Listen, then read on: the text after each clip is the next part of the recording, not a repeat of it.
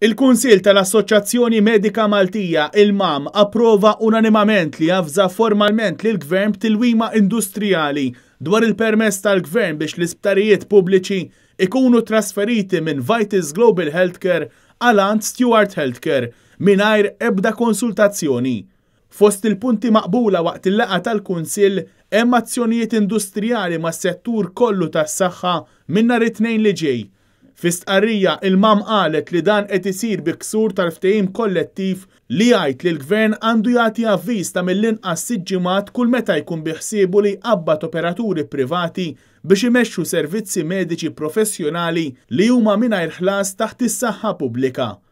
Il-MAM appellat mill-ġdid lill-Gvern biex jirtira l-kunsens tiegħu għat-trasferiment tal-isptarijiet u jieħu lura l-proprjetajiet pubbliċi fl-interess nazzjonali.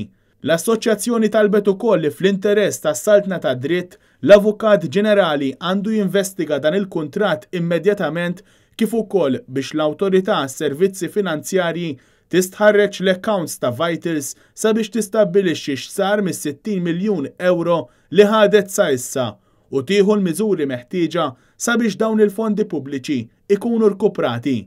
Il-Kunsill awtorizza wkoll lill-MAM biex tagħmel alleanzi u possibilment tagħmel azzjonijiet industrijali konġunti ma' unions oħra fil-qasam tas-saħħa, kif ukoll biex jieħu l-passi legali kollha meħtieġa kemm fil-qrati nazzjonali kif ukoll fil-qrati Ewropej.